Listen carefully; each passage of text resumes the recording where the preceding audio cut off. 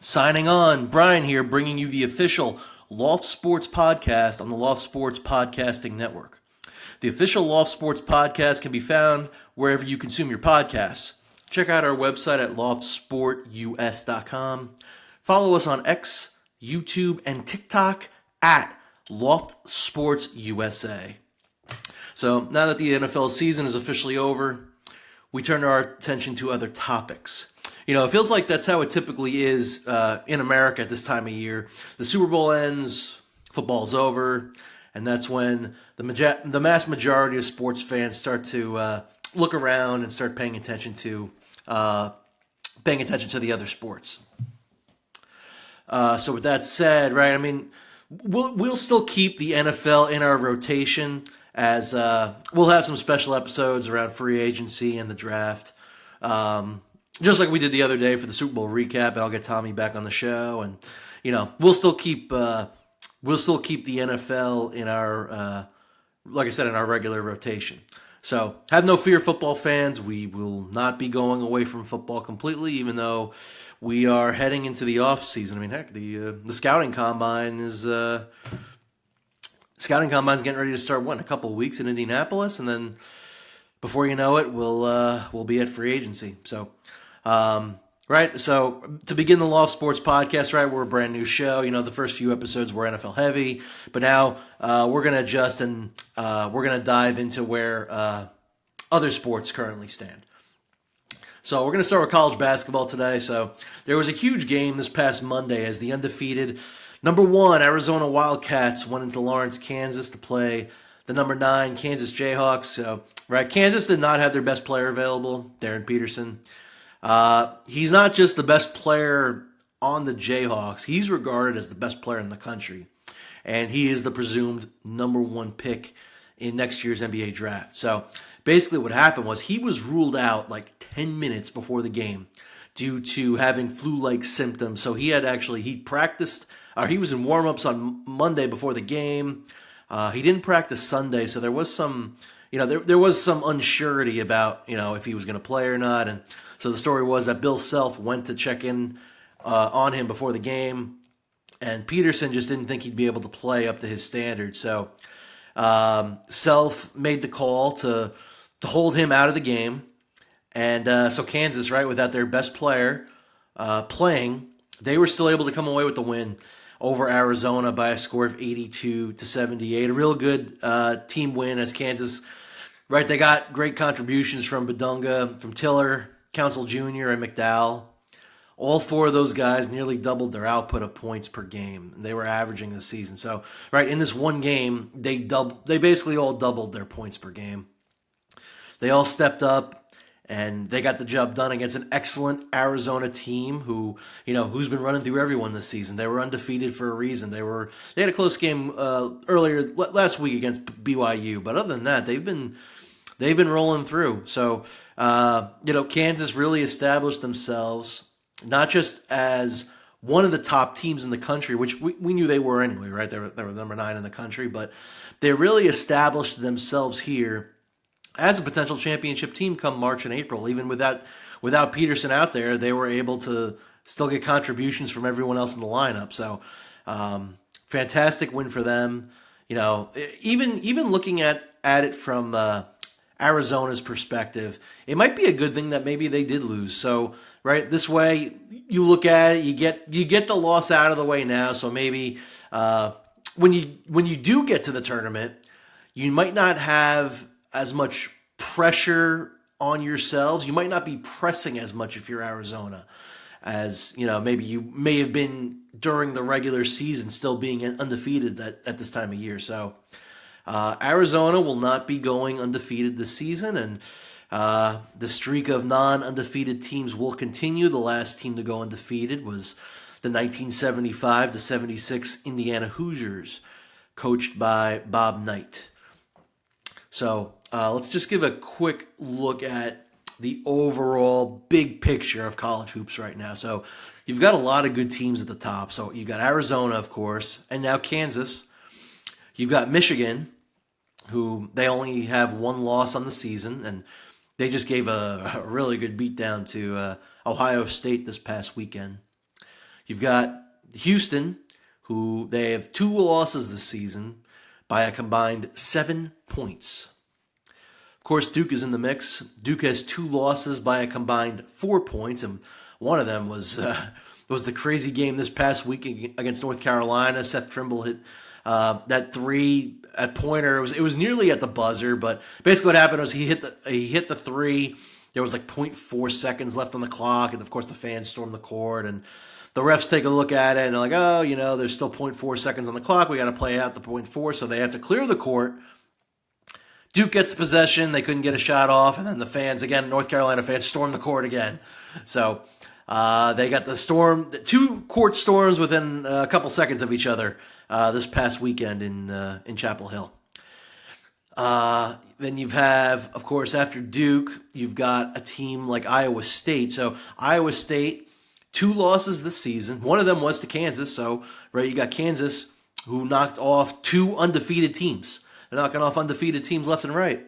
And then you got UConn, who has 2 losses this season. One of their losses was to undefeated Arizona. The other was this past Friday at the Garden to St. John's. So, and then you got Nebraska, who was undefeated until recently when they lost back-to-back games to number 2 Michigan and to Illinois. And Illinois is actually right behind Nebraska. They're number 8. So a lot of good teams in college hoops this season, and we'll continue to bring you coverage of the college basketball season as it plays out for the next month. There's about you got maybe like 3 more weeks of the conference games, and then of course you get into the conference tournaments, and then of course the big dance itself. So we'll bring coverage to you for college basketball throughout the season, and then into the tournament in middle of March into April. Let's touch on the NBA. So last night I want to get into the Detroit Pistons Charlotte Hornets game. So, right, looking at this matchup on paper, of course we all know what happened, right? There was a big fight during the game, and there was 4 guys involved. Some guys ended up getting tossed out. So let's get into that. So, looking at this game last night between the Pistons and Hornets, you got the best team in the East in Detroit versus a Charlotte team that had won 9 in a row coming into this game. And the Hornets were trying to make a run into that first 4 part of the Eastern Conference playoff bracket. It was a good back and forth game. And during the fourth quarter, a fight breaks out, right, between the players on the court. So you got 4 players that were tossed. You got Charlotte's Moussa Diabate and Miles Bridges, and Detroit's Jalen Duren and Isaiah Stewart. Hornets coach Charles Lee was ejected later in the game, too, for arguing with an official. So here's the breakdown of what really happened here. So Duren has the ball. He's driving to the basket. And he's fouled by Diabate. Duren turns to face Diabate and pushed him in the face. That's when players on the court and the officials get in the middle to try to break up the skirmish. So Tobias Harris is holding back Diabate, and Diabate then throws a punch at Duren. Duren walks away, and then Bridges comes running at Duren, and he throws a retaliatory punch. Stewart left the bench to confront Bridges, and then those two get into it. So Stewart actually, as I knock over my mic trying to act out the fight here, Stewart had Bridges in a headlock and was basically delivering multiple blows to his head. So coming out of this game, we should expect some fines and suspensions. Duren's averaging 17 and 10 a game.